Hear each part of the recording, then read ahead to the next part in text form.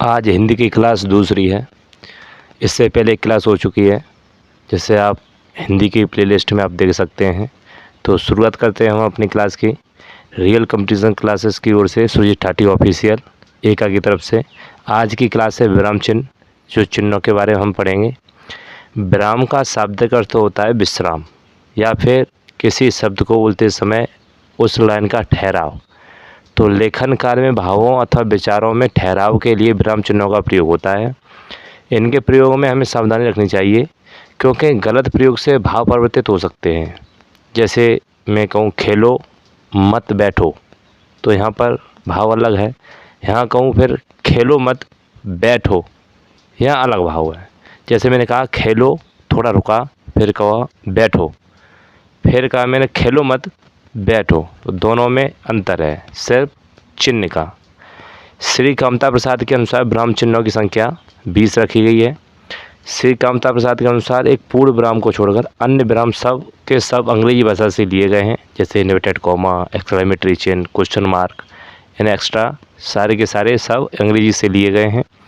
आधुनिक हिंदी भाषा में प्रयोग होने वाले कुछ विराम चिन्ह इस प्रकार हैं, जैसे पूर्ण विराम, उपविराम और भी हैं। आगे हम पढ़ते रहेंगे। तो हम शुरुआत करेंगे पूर्ण विराम से, फिर धीमे धीमे हम 20 के 20 हम सभी विरामों को बारी बारी से उनके बारे में विद एग्जाम्पल सबको हम पढ़ते चलेंगे, ठीक है। पहला है पूर्ण विराम। प्रत्येक पूर्ण वाक्य के अंत में तथा प्राचीन भाषा के पदों में यति के स्थान पर पूर्ण विराम का प्रयोग किया जाता है। जैसे हमें बिजली पानी बचत करनी चाहिए। अब यहाँ पर ये जो शब्द है ये हो गया पूर्ण विराम। हमें बिजली और पानी, यहाँ पर इसका मतलब होता है और पानी की बचत करनी चाहिए, तो पूर्ण विराम हो गया हमारा। तो मतलब हमारा वाक्य कंप्लीट हो गया। दूसरा है उपविराम। उपविराम की आवश्यकता कहाँ होती है? तो किसी शब्द की सीमा निर्धारित करने के लिए अथवा लिखित संवादों में उपविराम का प्रयोग करते हैं। जैसे कि कोचिंग, ये डॉट लगा दिया, मतलब इसका उपविराम है। एक वरदान है, मतलब हमने जैसे ही कहा कोचिंग, तो यहाँ पे एक ठहराव मिला, और जो कि एक वरदान है। जैसे कहा मैंने शिव कुमार, तो मैंने किसी को आवाज़ लगाई है, मतलब उपविराम का यूज करूँगा। तुम कहाँ जा रहे हो? फिर दूसरा ओर से रिटेलिएट आंसर आता है। सोनू बोला मैं कोचिंग पढ़ने जा रहा हूँ। मतलब यहाँ पर किसी कहानी को हम लिखते हैं, दो लोग आपस में बात कर रहे होते हैं, तो वहाँ पर एक पक्ष का फिर उपविराम, फिर उसकी भाषा, मतलब उसका मतलब होता है उसने बोला। इसमें है सोनू ने कहा मैं कोचिंग पढ़ने जा रहा हूँ, उपविराम में कुछ छिपा हुआ है, मतलब यहाँ पर ठहरा हुआ है। जैसे फिर कहता है शिव कुमार कब तक लौटोगे? फिर बोला सोनू शाम हो जाएगी। तो इसका मतलब उपविराम का यूज किया जाता है किसी दो लोगों की भाषा को लिखने के लिए, किसने क्या कहा, ठीक है। अगला विराम है अर्धविराम। जब एक वाक्य का भाव दूसरे वाक्य में पूरा होता है अथवा दूसरे वाक्य का भाव पहले वाक्य में पूरा होता है, वह अर्धविराम का प्रयोग करते हैं। अर्धविराम के स्थान पर अल्पविराम का भी प्रयोग किया जा सकता है। जैसे कि मैं कहूँ वह एक भूत व्यक्ति है, यहाँ पर कौन सा चिन्ह लगा आपको? यह अर्धविराम है। चाहो तो मैं अल्पविराम भी यहाँ पर यूज कर सकता हूँ। जैसे मैंने कहा वह एक भूत व्यक्ति है, मतलब यहाँ पर पूर्ण विराम नहीं लगाएंगे, क्योंकि पूर्ण विराम लगाते यहाँ पर वाक्य पूरा हो जाता, इसीलिए हमने यहाँ पर क्या लगा दिया? आधा विराम लगा दिया।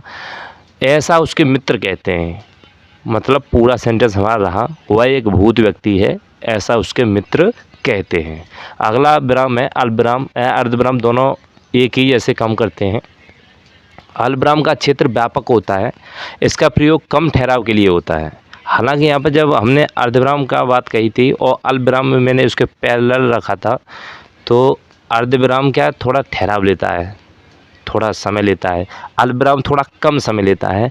इस चिन्ह का प्रयोग निम्न स्थानों पर होता है। जैसे कि मैं कहूँ कि जब वाक्य में दो से अधिक समान पद आएँ और उनमें संयोजक शब्द यानी और, तथा या फिर आदि की गुंजाइश हो, तो उस स्थान पर अल्पविराम का प्रयोग किया जा सकता है।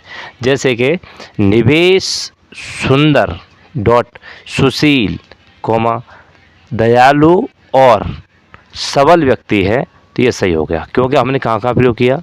यहाँ यहाँ और यहाँ पर, चाहते यहाँ पर लगा सकते हैं, लेकिन और तथा या एव ऐसे शब्द यहाँ पर लगा सकते हैं अल्प विराम के बाद में। ठीक, यहाँ तक कंप्लीट हुआ। अगला विराम है ऐसे दो वाक्यों के बीच में जिनका भाव एक दूसरे में निहित हो, वहाँ अल्प विराम का प्रयोग किया जाता है। जैसे मैं कहूँ लकी स्वभाव का सख्त है, यहाँ डॉट लगा दिया मैंने। डॉट का मतलब मैं पूर्ण विराम नहीं बोल रहा हूँ, मतलब यहाँ पर अल्प विराम। यह मैं अच्छी तरह जानता हूँ, लकी स्वभाव का सख्त है, ये मैं अच्छी तरह जानता हूँ, और यहाँ पर लग जाएगा तुम्हारा पूर्ण विराम। ठीक, अगला क्वेश्चन है, अगला वो इसका टाइप है, दी गई संज्ञा या सर्वनाम के विषय में सूचना के रूप में आने वाली संज्ञा या वाक्य के पहले और बाद में अल्प विराम का प्रयोग किया जाता है।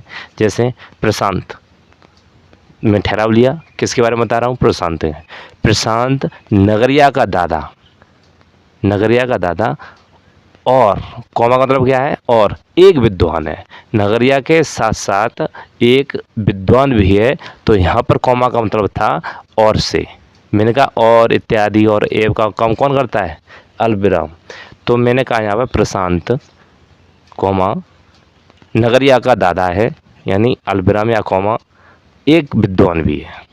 ठीक, अगला जैसे एक और एग्जाम्पल लेते हैं इसका, संदीप, मैं संदीप के बारे में बात कर रहा हूँ, जिनके विषय में मैंने तुम्हें कल बताया था। ठीक, अल्प विराम, एक अच्छे आदमी है। संदीप तो यहाँ पर एक आदमी है ही, उसके बारे में बता रहा हूँ, इसलिए अल्प विराम। जिनके विषय में मैंने तुम्हें कल बताया था, ये एक कॉल लाइन होगी, लेकिन यहाँ पर पूर्ण विराम न लगाकर क्या लगा दिया हमने, अल्प विराम। मतलब बात अभी खत्म नहीं हुई, बात खत्म होगी पूर्ण विराम पर। तो फिर आगे एक अच्छे आदमी हैं, यानी अब लग गया पूर्ण विराम, अब कोई गुंजाइश आगे है नहीं। ठीक, आगे यदि वाक्य के बीच में कुछ ऐसे शब्द हों जैसे पर, इसलिए, जो, तो, किंतु, परंतु, लेकिन, बल्कि, अतः, क्योंकि, जिसमें, तथापि आदि ऐसे मतलब प्रयोग में हैं होते हैं, तो इन शब्दों के पहले अल्प विराम का प्रयोग होता है। जैसे मैं कहूँ तुम्हारा घर दूर है, क्योंकि अभी लाइन मेरी ख़त्म नहीं हुई, इसलिए पूर्ण विराम नहीं क्या लगाऊंगा, अल्प विराम लगाऊंगा। इसलिए लकी जाना नहीं चाहता, अब लगा सकता हूँ इसमें पूर्ण विराम। तुम्हारा घर दूर है इसीलिए लकी जाना नहीं चाहता, मतलब एक बोलने की लय में, मतलब जो आदमी पढ़ता है किसी की लाइन को, उसे लगे कि कोई मैं पढ़ नहीं रहा, कोई बोल रहा है मुझसे, तो इसलिए इन विरामों का प्रयोग किया जाता है। किसी व्यक्ति को संबोधित करते समय अल्प विराम का प्रयोग किया जा सकता है। जैसे हमें लिखना है, लिखकर किसी से कुछ मांगना है, पानी मांगना है, दूध मांगना है, एन एक्स्ट्रा कुछ भी चीज़ मांगनी है, तो हम लिखेंगे कैसे, प्रशांत, मैंने डैश लगाया, मतलब उसने समझा कि किसी ने आवाज़ लगाई है, एक गिलास पानी दे दो, तो वो समझ जाएगा किसी ने आवाज़ वास्तव में लगाई पढ़ते ही। तो इसमें ठहराव दिया हमने प्रशांत के बाद, प्रशांत एक गिलास पानी दे दो, फिर पूर्ण विराम। यहाँ तक समझ में आया अल्प विराम की कहानी। चलो आगे बढ़ेंगे हम। कुछ शब्दों के स्थान पर अल्प विराम का प्रयोग किया जाता है, जैसे रोहित जहाँ जाता है बैठ जाता, जैसे रोहित जहाँ जाता है बैठ जाता है, ये किसी ने ऐसे लिखा है कि मानो के कोई कह रहा है। सोनू कब आएगा, फिर थोड़ा समय लिया यानी आधा समय लिया, अल्प विराम कहा नहीं जा सकता, फिर पूर्ण विराम। अगला है प्रत्यक्ष कथनों के मौखिक कथन से पहले अल्प विराम लगाया जाता है। जैसे गुरुजी ने कहा, कॉमा का मतलब ठहराव। फिर ये जो इम्पोर्टेंट लाइन है उसलिए हम किसका काम डबल कॉमा का प्रयोग करते हैं, पानी की बचत की जाए, मतलब गुरुजी ने आदेश दिया है पानी की बचत की जाए। अब मैं यहाँ पर अल्प विराम ना लगाता तो यहाँ पर सीधा सा ये हो जाता, गुरुजी ने कहा पानी की बचत की जाए, मतलब एक लाइन सी पढ़ते हुए चला जाता, इसलिए विराम का प्रयोग किया है। अगला इसका एक और नियम है, हाँ, नहीं, बस, सचमुच, अच्छा, ऐसे जो शब्द में शुरू होने वाले वाक्यों में इन शब्दों के बाद अल्प विराम का भी प्रयोग किया जाता है। जैसे मैं कहूँ बस, इतनी सी बात थी, मतलब अब मैं डायरेक्ट ऐसे अल्प विराम न लगाकर इसे बोलता तो इसे कैसे बोलता, बस इतनी सी बात थी, बस इतनी सी बात थी, मतलब अगर बिना विराम के बोलूँ तो ऐसे बोलूँगा बस इतनी सी बात थी। लेकिन इसमें अल्प विराम में लगा के बोलूँ तो इससे बोलूँगा बस इतनी सी बात थी, तो इसमें बदलाव हुआ।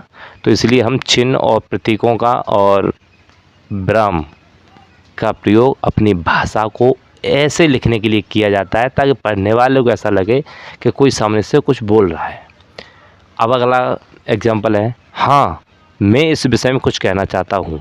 ये तो पूर्व विराम लगना ही था, लेकिन मैं इसे न लगाऊं तो यहाँ पर ऐसे बोलूँगा इसे, हाँ मैं इस विषय में कुछ कहना चाहता हूँ, आनंद नहीं आया। लेकिन हाँ मैं इस विषय में कुछ कहना चाहता हूँ, इसलिए अल्पविराम लगाया जाता है थोड़े ठहराव के लिए। अगला तुम्हारा चिन्ह है वो है प्रश्नवाचक। प्रश्नवाचक आप भली बात जानते होंगे, यहाँ पर प्रश्न की बात की जाती है, कुछ पूछा जाता है, कुछ किसी से प्रश्न किया जाता है, तो वहाँ पर प्रश्नवाचक का चिन्ह का प्रयोग करते हैं। जैसे वह कौन था, तो यहाँ पर प्रश्न, पहले तो ये कौन, क्या, कैसे, किसको, इस प्रकार के शब्द आएंगे, और वो ना आए तो प्रश्नवाचक चिन्ह तो आएगा ही आएगा। प्रश्न के भाव वाले वाक्य में भी प्रश्नवाचक चिन्ह लगाते हैं। जैसे कि तुम कभी तक पढ़ रहे हो, तुम अभी तक पढ़ रहे हो, तो यहाँ पर क्या नहीं आया, लेकिन इसमें क्या छिपा हुआ है। इसे हम ऐसे ही बोल सकते हैं, क्या तुम अभी तक पढ़ रहे हो, तो ये क्या, इसमें क्या हुआ है, छिपा हुआ। लेकिन प्रश्नवाचक चिन्ह हमें यहाँ पर क्या कर रहा है, संकेत दे रहा है, क्योंकि ये प्रश्नवाचक चिन्ह है और क्या, किसको और किसमें, ये शब्द इसमें छिपे हुए हैं। कभी कभी प्रश्नवाचक शब्द होने पर भी बाकी का भाव प्रश्नवाचक नहीं होता, ऐसी स्थिति में प्रश्नवाचक चिन्ह नहीं लगाते। जैसे सोनू ने मुझे बताया है कि वह कल कहाँ गया था, लेकिन इसमें क्या है, यहाँ पर प्रश्नवाचक चिन्ह नहीं है। ठीक है, तो ऐसे हमें समझ लेना चाहिए, क्योंकि ये प्रश्नवाचक क्वेश्चन है। शिक्षक ने प्रश्न किया, ये सही है, लेकिन शिक्षक ने प्रश्न पूछा, ये गलत हो जाएगा, और इस पर भी ध्यान रखना। ठीक, आगे चलो। अगला चिन्ह विराम चिन्ह है विस्मय बोधक, एक्सक्लेमेटरी। किसी व्यक्ति को संबोधित करते समय हर्ष, खुशी, शोक, घृणा, आश्चर्य, करुणा, भय, प्रेम, ऐसे शब्दों का मतलब आंखें थोड़ी सी खुल जाएं, अचानक से आदमी मुंह खोल जाए, ऐसे कोताहुल तरीके से पूछे, हृदय से चीरती हुई आवाज़ निकले उसकी, तो ऐसे जगह पर, ऐसे भाव में हम विस्मय बोधक चिन्ह का प्रयोग करते हैं, ताकि पढ़ने वाले को ऐसा लगे कि कुछ न कुछ तो है इस क्वेश्चन में। जो आंखें खुली रखता है, मतलब सांसें थम देता है, अचानक से कोताहुल तरीके से आदमी नज़रों को घुमाता है, मतलब ऐसा कुछ लगे। जैसे जया, जरा दरवाज़ा खोल दो, मतलब उसने ऐसे कहा कि जो जया शब्द है, तो इसमें ऐसा लग रहा है कुछ आवाज़ तेज़ी से लगाई है उसने, जया जरा दरवाज़ा खोल दो। अगला क्वेश्चन है अरे, मतलब ऐसे आपकी भौहें ऊपर चढ़ जाएं और ऐसे बोले अरे तुम इतनी जल्दी आ गई, तो ऐसे क्वेश्चन में हम विस्मय बोधक चिन्ह का प्रयोग कर लेते हैं। छी छी, मतलब क्वेश्चन आता है छी छी कितनी गंदी सी बात, तो ऐसा लगता है नाक हमारी सिकुड़ गई है, भौहें ऊपर नीचे आ गई हैं, कुछ अलग सा मतलब घृणा सी हो गई है, तो ऐसे ही घृणा वाले क्वेश्चन भी विस्मय बोधक चिन्ह में आ जाएंगे। तो ये एक पहली तो बात ये है कि इसमें आप चिन्ह से पता करेंगे, पहले तो बात ये है आप चिन्ह से पता करेंगे, एक्सक्लेमेटरी चिन्ह से, और दूसरी बात ये है उसके भाव को समझेंगे और उसके बाद उसे डिसाइड करेंगे आप कि विस्मय बोधक चिन्ह है या नहीं। ठीक, अगला चिन्ह है आपका उद्धरण चिन्ह, या आप उद्धरण चिन्ह कर सकते हैं, जैसे हम बोलते हैं इन्वर्टेड कॉमा, इंग्लिश में बोलते हैं इन्वर्टेड कॉमा। इसकी ज़रूरत हमें कहाँ पड़ती है, एक गहरा उद्धरण और दोहरा उद्धरण, हम इसको हिंदी में उद्धरण बोलते हैं, लेकिन इंग्लिश में इन्वर्टेड, सिंगल इन्वर्टेड और डबल इन्वर्टेड कॉमा बोलते हैं। तो जैसे पूस की रात, अब आगे पीछे कुछ है ही नहीं, तो क्या करोगे, कोष्टक में तो बंद नहीं करोगे, तो आप सिंगल में बंद कर दो इसे। लेकिन कोई क्वेश्चन बन जाता है, तो उस क्वेश्चन में किसी लाइन को आपको इम्पोर्टेंट दिखाना है, महत्वपूर्ण दिखाना है उसे, तो आप उसे डबल इन्वर्टेड में करेंगे, यानी दोहरे उद्धरण में उसे कैद कर लेंगे, यानी उसे रख देंगे। ठीक है, जैसे मैंने कहा विशांत ने कहा था, मेरा बात अधूरी है अभी, तो इसलिए इन्वर्टेड कॉम वो अल्पविराम। विशांत ने कहा था धीरे धीरे कुछ नहीं मिलता, केवल मौत मिलती है, तो मतलब मैंने इस शब्दों पर जो सबसे ज़्यादा जोर दिया है, तो उन शब्दों को मैंने वहाँ पर मैंने रख दिया है, मतलब इन्वर्टेड दोहरे उद्धरण में कैद कर दिया है। ठीक है, अगला जो क्वेश्चन है, प्रश्न से मेरा तात्पर्य है कि एकहरा उद्धरण और दोहरा उद्धरण, ऐसे प्रश्न उठते हैं हमारे दिमाग में, इनके दोनों के मतलब कहाँ कहाँ लगा है।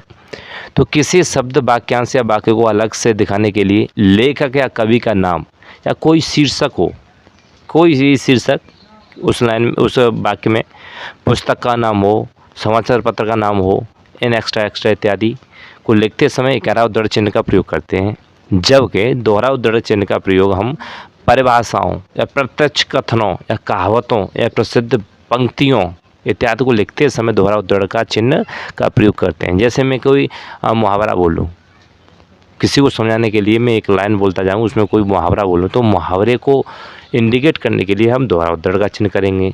अब मैं किसी लाइन बोलते बोलते मैं रामायण या महाभारत की जिक्र कर दूँ या किसी लेखक का जिक्र कर दूँ, तो हम एकहरा उद्धरण में उसे रखेंगे, यानी सिंगल इन्वर्टेड कॉमा में उसे रखेंगे। अच्छा, अगला हमारा चिन्ह है योजक चिन्ह। ऐसे लगता होगा कुछ जोड़ने की बात कर रहा है, दो शब्दों को जोड़ने की बात करता है, वो योजक चिन्ह होता है, या संयोजक चिन्ह भी उसे बोलते हैं, या फिर उसे सामासिक चिन्ह भी उसे बोला जा सकता है। जैसे इस चिन्ह का प्रयोग दो विपरीत शब्दों के बीच जिन पदों के दोनों खंड प्रदान हो तथा जिनमें और लुप्त हो, मतलब और उसमें तुम्हें दिखे नहीं, तुम्हें छिपाना भी है और को, तो वहाँ पर हम चिन्ह लगा सकते हैं। सहचर शब्दों के बीच दो संयुक्त क्रियाओं के एक साथ प्रयुक्त हों या एक ही शब्द दो बार प्रयुक्त हों, कारक चिन्ह के स्थान पर सासी से, आदि से पहले लिखते समय यदि कोई शब्द पंक्ति के अंत में पूरा न हो तो उस शब्द के आधे खंड के बाद योजक चिन्ह लगाया जाता है। जैसे आपके लिए एक एग्जाम्पल है, जैसे लाभ हानि, आप कहीं लिखते हो लाभ हानि, तो लाभ हानि के बीच में आप यहाँ पर चिन्ह लगा सकते हैं। रात दिन, तो रात दिन का मतलब है और, तो यहाँ पर रात और दिन के बीच, मतलब मेरे क्या विपरीत दोनों बराबर के शब्दों के बीच में संबंध, यानी दोनों को जोड़ने के लिए काम कौन करता है, योजक चिन्ह करता है। जैसे दाल रोटी, दाल रोटी के बीच में क्या आ जाएगा, योजक चिन्ह होगा। हवा पानी के बीच में योजक चिन्ह होगा, और इसमें और लुप्त होता है। अब कहीं भी आप और लगा सकते हैं, रात और दिन, दाल और रोटी, हवा और पानी, माता और पिता। अब इसमें सहचर शब्द क्या है, तन मन धन, समझ और बूझ, मतलब पर्यायवाची एक जैसे हों, तन, तन से मन, और मन, मन का वो फिर धन, ये समझ और बूझ दोनों एक ही बात है, लेकिन समझ और बूझ। संयुक्त क्रिया क्या होता है, पढ़ना और लिखना दोनों ही क्रिया हैं, गाना और बजाना दोनों ही क्रिया हैं। शब्द दो बार प्रयुक्त होते हैं, बार बार, जैसे धीरे धीरे, बार बार, हमेशा हमेशा, तो ऐसे शब्दों में भी हम योजक चिन्ह लगा सकते हैं। कारक के स्थान पर, पद के भेद पर भी हम योजक चिन्ह का प्रयोग करेंगे। पद और भेद, सासी से पहले, जैसे चांदी सा, सोने सा, खोटा सा, सिक्का सा, बदलू सा, पलटू सा, ये सारे शब्दों के बीच हम योजक चिन्ह का प्रयोग करेंगे। निर्देश चिन्ह, यह चिन्ह योजक चिन्ह से थोड़ा बड़ा होता है। इस चिन्ह का प्रयोग संवादों को लिखने के लिए, वाक्य के किसी पद का विवरण देने के लिए या अन्य किसी पद का विवरण देने के लिए इस चिन्ह का प्रयोग किया जाता है। अब ये जो निर्देशक चिन्ह है, तो ये किसी लाइन के बाद ऐसे लगा दिया जाता है आगे, जैसे एग्जाम्पल में सरोज, चिन्ह लगा दिया। अब तुम मेरे घर चलोगी, मतलब सरोज ने कहा किसी से, तुम मेरे घर चलोगी, रजनी ने कहा हाँ बिल्कुल चलेंगे। तो यहाँ योजक चिन्ह का मतलब होता है कि इसको, मतलब जो हमने योजक चिन्ह पढ़ा था उससे थोड़ा बड़ा होता है निर्देशक चिन्ह, ठीक है। विवरण चिन्ह की बात करें तो किसी के एग्जाम्पल की बात कर रहे हो हम, किसी को उदाहरण देने की बात कर रहे हैं, जैसे एग्जाम्पल के बाद ई एक्स हम ऐसे लिखते हैं ना, ई एक्स के बाद हम लिख देते हैं दो बिंदी लगाई और एक ऐसे, मतलब वो है विवरण, मतलब उसके बारे में बताना, किसी के बारे में बताना, तो जिसके बारे में बताना है उसको लिखो और ये चिन्ह मारो विवरण चिन्ह, और उसके बाद में उसके बारे में पूरा पूरा लिख मारो। जैसे किसी पद की व्याख्या करने या किसी के बारे में विस्तार से बताने या सूचना, निर्देश आदि देने के लिए विवरण चिन्ह का प्रयोग होता है। उदाहरण में जैसे पुरुषार्थ चार हैं, वो कौन कौन से हैं, तो मैंने जैसे विवरण चिन्ह लगाया, विवरण चिन्ह लगाते ही अब पुरुषार्थ चार है, इनके बारे में मुझे लिखना है, धर्म, अर्थ, काम और मोक्ष, ये चार पुरुषार्थ हैं। तो यहाँ पे चिन्ह किसका प्रयोग किया मैंने, विवरण का, ठीक है। आगे कोष्टक चिन्ह, कोष्टक चिन्ह वाक्य में प्रयुक्त पद विशेष का अर्थ अच्छी तरह स्पष्ट करने के लिए वाक्ता के मनोभाव को स्पष्ट करने के लिए कोष्ठक चिन्हों का प्रयोग होता है।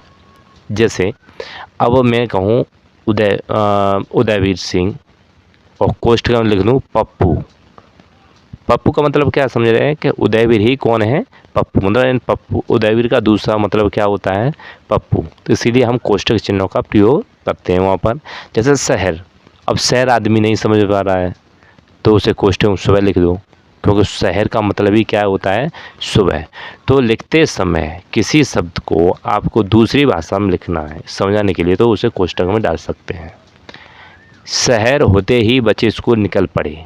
अजा आदमी शहर नहीं समझ पा रहा तो कोष्ठक से पढ़ना शुरू कर दे। सुबह होते ही बच्चे स्कूल निकल पड़ते हैं।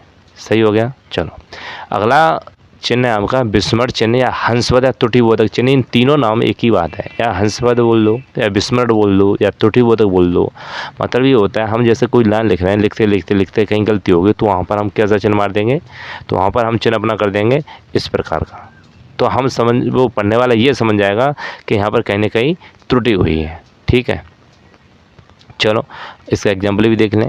जैसे मैं पिताजी के साथ गया, अब यहाँ पर कुछ छूट गया, अब मैंने वहाँ पर चिन्ह मारा और चिन्ह मारते ही यहाँ पर नीचे लिख दिया मैंने बाजार। तो मुझे इस चिन्ह का प्रयोग करना चाहिए। तो पढ़ने वाले को ये देखना चाहिए मैं पिताजी के साथ, और यहाँ पर उसने चिन्ह मार कर जो नीचे लिखा है तो वो चीज़ वहाँ पर ऐड कर देनी चाहिए। इसका मतलब उसके साथ त्रुटि हुई है उस लिखते समय। उस या तो उसने ध्यान नहीं दिया या जल्दी से लिखता चला गया, जब बाद में समझ में आया तो उसने काट पीट ना करते हुए ये चिन्ह लगा दिया और नीचे लिख दिया बाजार। मतलब उस चिन्ह की जगह बाजार शब्द आ जाएगा। तो मैं पिताजी के साथ बाजार गया। पढ़ने वाले को ऐसे पढ़ना चाहिए। ठीक, अगला है हमारा चिन्ह लाघव चिन्ह, जिसे हम संकेत चिन्ह कहते हैं। संकेत चिन्ह का मतलब ऐसा होता है कोई बड़े शब्द को हम छोटे रूप में लिखना चाहें। जैसे हम मैं कहूँ हरियाणा तो उसे नहीं लिख पाऊँगा, लेकिन मैं कहूँ मध्य प्रदेश तो मध्य प्रदेश को म ले लूँगा और धे हटा दूँगा, प्रदेश में देश हटा दूँगा, प्र लगा दूँगा तो एम और प हो जाएगा। ऐसे ही जैसे उत्तर प्रदेश लिखते हैं तो उत्तर प्रदेश पूरा न लिखने के बजाय हम उत्तर का ऊ ले लेंगे और क्या लगा देंगे? लाघव चिन्ह, यानी संकेत लगा देंगे आगे कुछ है, और प्रदेश का ले लेंगे प्र, तो ये हो जाएगा उत्तर प्रदेश। मतलब कहीं जगह कम होती है पैराग्राफ पर लिखने की तो वहाँ पर हम लाघव चिन्ह का प्रयोग कर लेते हैं, उसको शॉर्ट फॉर्म लिख देते हैं। अगला है हमारा लोप चिन्ह। लोप चिन्ह का मतलब होता है कुछ छुपा हुआ है, कुछ तो बात है। इस चिन्ह का प्रयोग वाक्य में छोड़े गए अंश के लिए गोपनीय या फिर अश्लील पदों को छिपाने के लिए। आप तो व्हाट्सअप चाहते हैं, व्हाट्सअप पर आप लिखते भी हैं, जैसे ही लिखते हैं चलो मैं कहना नहीं चाहता डॉट डॉट डॉट डॉट। इस डॉट का मतलब आप क्या निकालते हैं वो तो आप जानते होंगे, व्हाट्सअप यूनिवर्सिटी वाले।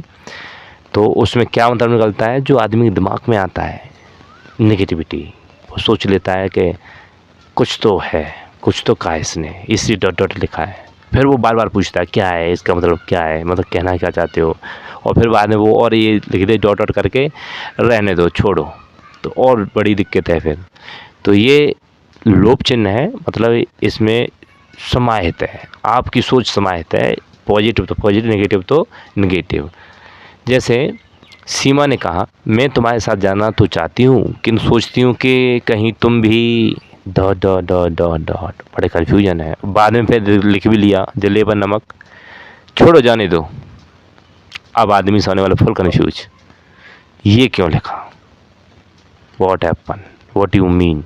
मतलब वो कहता है चलो यहाँ तक तो मान लो कहीं तुम भी, ये तो समझ में ही आता है कि क्या समझा, लेकिन छोड़ो जाने दो, यहाँ पर दिक्कत हो जाती है। लोप चिन्ह का मतलब ये होता है उसमें कुछ शब्द ऐसे शब्द जो हम सीधे सीधे नहीं कह सकते किसी से, किसी सम्मान को ठेस पहुँचती है, तो वहाँ पर डॉट डॉट में हम उसे छिपा देते हैं। ठीक है, उसे हम कहते हैं लोप चिन्ह। आगे क्वेश्चन भी होंगे इसके। अगला है चिन्ह दीर्घ उच्चारण या प्लुप्त चिन्ह। इसका मतलब होता है कोई मतलब लिखित में लंबी आवाज़ मारना चाह रहा है, जैसे कहना चाह रहा है रामू, मतलब वो चुप ही नहीं हो रहा है, मुंह पर उसकी आवाज़ थम गई। जैसे कहा था रामू, तो रामू लिखते समय जैसे उसने लिखी रामू तो रामू तो हो गई, तो पीछे ऐसे उसने बना दिया, इसका मतलब उसने लंबी आवाज़ खींच कर मारी है। रामू, या ऐसे शब्दों का प्रयोग कहीं कभी कभी किसी गाने की लिरिक्स लिखने के लिए किया जाता है, आवाज़ को उठाने के लिए और गिराने के लिए। ठीक है, तो यहाँ पर ऐसे होता है जैसे राधा, तो किस जल्दी आओ, मतलब किसी ने आवाज़ मारी है और आवाज़ को मारने के लिए आवाज़ गले को खींचना पड़ेगा, और गले को खींचने के लिए यही एस का प्रयोग करना पड़ता है। इसे कहते हैं दीर्घ उच्चारण प्लुप्त चिन्ह, छुपा है इसमें कुछ आवाज़ें, वो आवाज़ें जो आ का सुर देती हैं। ठीक, अगला क्वेश्चन है पुनरुक्ति या अनुवृत्ति चिन्ह। ये चिन्ह क्या है, जैसे कहीं आपने देखा होगा कहीं शादियों में रुपए लिखे जाते हैं कि जैसे राम सिंह गांव, जैसे कह दिया यहाँ पर ठाटी और डॉट इधर, फिर दूसरा आया कोई फलाने सिंह, ये डॉट तो ठाटी का ही है तो नीचे क्या लगा दिया, आगे बढ़ गया, फिर और फलाने सिंह यहाँ पर आया डॉट लगा दिया, फिर आगे बढ़ गया। इस प्रकार वस्तु का नाम और मात्रा, जैसे ही चीनी समझ में आता है 1 किलो लानी है, बूरा वो भी 1 किलो तो डॉट मार क्या मार दिया हमने, पुनरुक्ति मार दिया। प्याज वो भी 1 किलो तो पुनरुक्ति मार दिया। अभी अदरक वो कह दिया उसने 2 किलो तो 2 kg लिख देना है। और यहाँ पर क्या है वो लहसुन, फिर कहता है वो 2 kg, फिर पुनरुक्ति चिन्ह मार देना है। मतलब एक चीज़ लिखने के बाद अगर जो सेम वैसा का वैसा ही फिर से आता है तो फिर हम उसे पुनरुक्ति चिन्ह के लगा देंगे। अगला है टीका या सूचक चिन्ह। टीका सूचक चिन्ह वहाँ उपयोग किया जाता है जब कोई शब्द किसी पैराग्राफ में होता है और यदि उस शब्द के बारे में कुछ अलग से सूचना देनी हो तो उस शब्द पर एक चिन्ह लगाया जाता है और उसी चिन्ह को पैराग्राफ से अलग लगाकर वो सूचना लिखी जाती है। ऐसे चिन्ह को टीका या सूचक चिन्ह कहते हैं। जैसे विद्युत शक्ति तो एक प्रकार का कल्पवृक्ष है, मतलब जो कल्पना का वृक्ष है जो स्वर्ग से आकर मृत्युलोक में उपस्थित हो गया है। जरा बटन दबा के सारा नगर विद्युत की विशुद्ध निर्मल ज्योत्सना में निमग्न हो गया। तो यहाँ पर जैसे मैंने शब्द दिया ज्योत्सना, यहाँ पर शब्द दिया है ज्योत्सना और वह स्टार मार दिया है। ज्योत्सना का मतलब यहाँ पर कुछ ना कुछ महत्वपूर्ण है। यहाँ पर मैंने टीका लगाया इस शब्द पर तो इसका मतलब कुछ और है। इस ज्योत्सना का मतलब आप चांदनी का पर्यायवाची भी है, चांदनी बता सकते हैं आप, और भी पर्यायवाची लगा सकते हैं, तो कई मतलब निकाल सकते हैं, इसलिए इसका प्रयोग टीका के रूप में किया जाता है। अगला आता है रेखा चिन्ह। जिन शब्दों या वाक्यों के विषय में कुछ विशेष अवधारणा देनी होती है उनके नीचे रेखा चिन्ह का प्रयोग किया जाता है। जैसे जो विद्या की इच्छा रखता है वह विद्यार्थी है, मनुष्य जीवन भर कुछ न कुछ सीखने की इच्छा रखता है, इस दृष्टि से वह सदैव विद्यार्थी रहता है। किंतु स्थूल रूप से मानव जीवन में विद्यार्थी काल बहुत लंबा समय नहीं है, तो मैंने यहाँ पर अंडरलाइन किया है, उसे कहते हैं रेखा चिन्ह। तो रेखा चिन्ह का मतलब होता है कुछ विशेष अवधारणा देनी हो, उस लाइनों में कुछ अलग से कुछ लिखना हो, जिस पर हाईलाइट करना हो, उससे हम रेखा चिन्ह से प्रयोग करते हैं। बात करेंगे तुलनात्मक सूचक चिन्ह की, तो जैसे आप बोलते हैं ना पृथ्वी बराबर धरा, मतलब धरा ही पृथ्वी है, पृथ्वी ही धरा है, मतलब दोनों को क्या कर दिया हमने, तौल दिया है। और तौलने को ही हम क्या कहते हैं, बराबर चिन्ह कहते हैं। और बराबर चिन्ह को जो हिंदी बोले तो तुल्यता सूचक चिन्ह भी बोला जा सकता है। हमारे हो गए 19 और 20वां जो चिन्ह है वो है अथवा या फिर या। गाय या घोड़ा, मतलब ऐसा इसका चिन्ह का मतलब होता है थोड़ा तिरछा पूर्ण विराम, उसे बोलेंगे हम अथवा या अथवा चिन्ह। मतलब जैसे बोल रहे राम और अथवा चिन्ह लगाएंगे या श्याम, तो राम या श्याम। अगला क्वेश्चन या अगला प्रश्न ये होता है कि हमने कमसा प्रसाद की किताब से हमने सिर्फ चिन्ह पढ़े थे 20, तो 21वां समाप्ति सूचक चिन्ह कहाँ से आ गया, तो ये मेरी तरफ से है। जब भी कोई हम कुछ लेख लिखते हैं और उसका जब अंतिम शब्द लिखते हैं, लिखने के बाद उसका अंतिम विदाई करते हैं उस पर्याय की, तो उन लाइनों के तो नीचे हम समाप्ति सूचक चिन्ह लगा सकते हैं। तो ये पूछा गया है समाप्ति सूचक चिन्ह, मतलब बीच में एक जीरो, इधर भी डॉट डॉट, इधर भी डॉट डॉट, मतलब यहाँ से आगे यहाँ पर हो गया इसका दी एन। और इस चिन्ह के साथ में हमारे इस क्लास का भी हो गया है दी एन। अब बारी हमारी क्वेश्चन की, तो आप सब क्वेश्चन लगाएंगे और जो पूछे गए अभी तक भविष्य में पूछे भी जाएंगे और वर्तमान में ट्रेंड में हैं भी, तो उन सभी क्वेश्चनों को बारी बारी से हम लगाएंगे। क्वेश्चनों की संख्या काफ़ी हो सकती है, तो आप इसे फ्यूज करके थोड़ा रिलैक्स ले सकते हैं, घूम फिर सकते हैं और फिर से क्वेश्चनों को लगा सकते हैं। तो हमारा पहला क्वेश्चन है, श्री कामता प्रसाद के अनुसार ब्रह्म चिन्हों की संख्या कितनी है? इसका सही आंसर हो जाएगा 20, जैसा कि हमने पढ़ा। अगला क्वेश्चन है, आहा तुम्हें पाकर कितना आनंद आ रहा है? वाक्य में उचित विराम चिन्ह का प्रयोग करें। अभी चिन्ह लगा नहीं है, लेकिन यहाँ पर सबसे सही आंसर हो जाएगा विस्मयबोधक। मैंने कहा ना, आंखें खुली रह जाती हैं विस्मयबोधक में। अगला क्वेश्चन है क्वेश्चन नंबर 3, अर्धविराम के स्थान पर किस विराम चिन्ह का प्रयोग किया जा सकता है? तो सही आंसर है, इसका सही आंसर अल्पविराम। अर्धविराम की जगह अल्पविराम हम यूज कर सकते हैं, थोड़ा कम समय के लिए, और ज़्यादा समय के लिए अर्धविराम। ठीक है। अगला क्वेश्चन है क्वेश्चन नंबर 4, पवन घर आया थोड़ी देर रुका और चला गया। इस वाक्य में उचित विराम होगा, मतलब हम कौन सा विराम लगा सकते हैं? इसका सही है, देखो क्वेश्चन इसमें किया नहीं गया, गलत। पूर्ण विराम इसमें लगेगा नहीं क्योंकि लगा हुआ है, ये हम लगा नहीं सकते। तो सही आंसर क्या हो जाएगा? Option number A. अगला क्वेश्चन है, रोहन, राजीव, राजा और वैभव अपने कार्य में संलग्न है। इस वाक्य में उचित विराम चिन्ह लगाइए। इसका सही आंसर क्या होगा, आप लगाएं, और इसका सही आंसर होगा ऑप्शन नंबर डी। अगला क्वेश्चन है, मैं सचिन के घर पहुंचा परंतु वह नहीं मिला। इस वाक्य में कौन सा विराम चिन्ह आएगा? तो इसका सही आंसर हो जाएगा उपविराम। इसे फ्यूज कर लिया करें क्वेश्चन पढ़ते ही, ताकि आप क्वेश्चन लगा सकें, और फिर उसके बाद सही आंसर मैं दे दूंगा। अगला क्वेश्चन है कबीर वाणी के डिक्टेटर थे। इस वाक्य में रेखांकित चिन्ह कौन सा विराम चिन्ह है? रेखांकित का मतलब है, मतलब पूरे क्वेश्चन में यहाँ से यहाँ तक। इसका सही आंसर हो जाएगा, इसका नहीं, यहाँ पर ये क्वेश्चन है रेखांकित में बना देता हूँ। क्वेश्चन ये ऐसे है, ये रेखांकित चिन्ह हो गया। कबीर वाणी डिक्टेटर थे, अब यहाँ पर कौन सा चिन्ह लगाएंगे आप? उसका सही आंसर हो जाएगा उद्धृढ़ चिन्ह। अगला क्वेश्चन है, प्रभु मेरा कल्याण करो। वाक्य में उचित विराम का प्रयोग करें। इसका सही आंसर हो जाएगा ऑप्शन नंबर ए, यानी हे प्रभु। प्रभु के बाद यहाँ पर एक्सक्लेमेटरी चिन्ह लग जाएगा। अगला क्वेश्चन है हमारा, तुम कब आओगे। इस वाक्य में किस विराम का प्रयोग किया गया है? इसका सही आंसर हो जाएगा प्रश्नवाचक चिन्ह का। अगला क्वेश्चन है, योजक चिन्ह को किस अन्य नाम से जानते हैं? Question number 10। इसका सही आंसर हो जाएगा सामसाक चिन्ह को। मैंने कहा था ना, पीछे 3 नाम दिए थे, आप चाहें तो इसे प्रीव्यूज कर सकते हैं, पीछे जा सकते हैं। अगला क्वेश्चन है क्वेश्चन नंबर 11, शोक व्यक्त करने के लिए किस चिन्ह का प्रयोग करते हैं? इसका सही आंसर हो जाएगा क्वेश्चन नंबर 11 का विस्मयबोधक, ऑप्शन नंबर सी। घृणा, शोक, कुंठा, ये सब विस्मयबोधक में आते हैं। अगला क्वेश्चन है क्वेश्चन नंबर 12, विवरण चिन्ह को पहचानें। इसका सही आंसर हो जाएगा सी। अगला क्वेश्चन है, नहीं ये गलत है, ऑप्शन सी। क्वेश्चन विवरण चिन्ह का हो जाएगा ऑप्शन नंबर बी।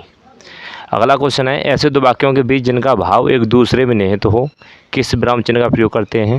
इसका सही आंसर हो जाएगा ऑप्शन नंबर बी, यानी कि अल्प विराम का। क्वेश्चन नंबर 14 यानी 14, तुल्यता सूचक चिन्ह बताइए। तो जैसे बता तुल जाए दोनों चीज़ें, यानी बराबर। Question number D, answer number D. अगला क्वेश्चन है, हंसपद किस विराम का एक और नाम है? इसका सही आंसर हो जाएगा त्रुटि विराम का। मैंने बताया था ना ऐसे इस प्रकार का। चलो अगला क्वेश्चन है, पाद बिंदु चिन्ह पहचान करें। पाद बिंदु चिन्ह का सही आंसर हो जाएगा आपका ऑप्शन नंबर डी। अगला क्वेश्चन है, वहाँ जहाँ जाता है वहाँ बैठ जाता है। इस वाक्य में रेखांकन चिन्ह में लगा देता हूँ अपनी ओर से। ये शब्द के स्थान पर निम्न में से किस विराम चिन्ह का प्रयोग होगा? इसका सही आंसर हो जाएगा ऑप्शन नंबर ए, यानी अल्पविराम, यानी है की जगह क्या लग जाएगा? अल्पविराम लग जाएगा। अगला क्वेश्चन है क्वेश्चन नंबर 18, माता पिता शब्दों के बीच लगने वाले चिन्ह को क्या कहते हैं? बहुत अच्छा क्वेश्चन है। क्वेश्चन नंबर 18 इसका सही आंसर हो जाएगा योजक चिन्ह यानी जोड़ने वाला यानी और। अगला क्वेश्चन 19 है समाप्ति सूचक चिन्ह की पहचान करें। मैंने कहा था ना पहले पूछा गया है, तो ये पूछा गया है प्रीलिम्स यूपीपीसीएस। क्वेश्चन नंबर 19 इसका सही आंसर हो जाएगा, आप सब समझ गए होंगे, क्वेश्चन नंबर ए। अगला क्वेश्चन है रामू जिसकी कल टांग टूटी थी बड़ा अच्छा खिलाड़ी है, वाक्य में उचित विराम का प्रयोग करें। इसका सही आंसर होगा अल्प विराम यानी ऑप्शन नंबर बी सही आंसर है। अगला क्वेश्चन है किसी बड़े अंश का संक्षिप्त रूप दर्शाने के लिए किस चिन्ह का प्रयोग किया जाता है। क्वेश्चन नंबर 21 इसका सही आंसर होगा बी यानी लाघव चिन्ह का। लाघव चिन्ह आप जानते होंगे। सही विराम चिन्हों वाला वाक्य कौन सा है, इसका सही आंसर होगा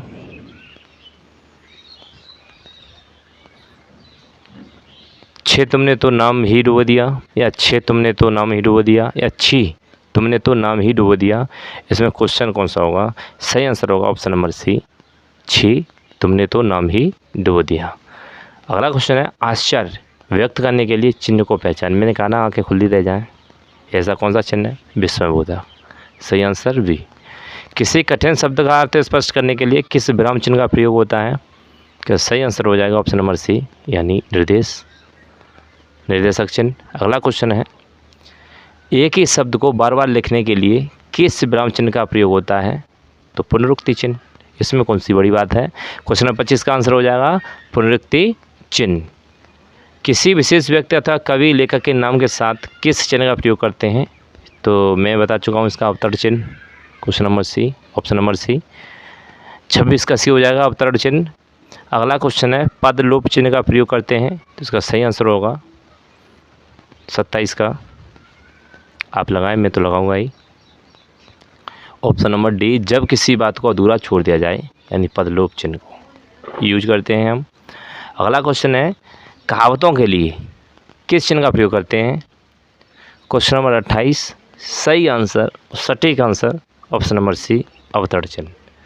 अगला क्वेश्चन है प्रश्नवाचक का प्रयोग किया जाता है कहाँ, इसका सही आंसर होगा 29 का ए यानी वाक्य का भाव प्रश्नवाचक होने पर। एम आई राइट, तो चले आगे। अगला क्वेश्चन और हमारी अंतिम स्लाइड, बस इतनी सी छोटी बात पर आप बिगड़ गए, इस वाक्य में उचित विराम होगा। बस इतनी सी बात पर मतलब कौन सा लगाएंगे इसमें आंसर, इसका लगाएंगे आप ऑप्शन नंबर सी बिल्कुल सही होगा। बस मतलब कहाँ लगाएंगे, यहाँ। बस इतनी सी छोटी बात पर आप बिगड़ गए।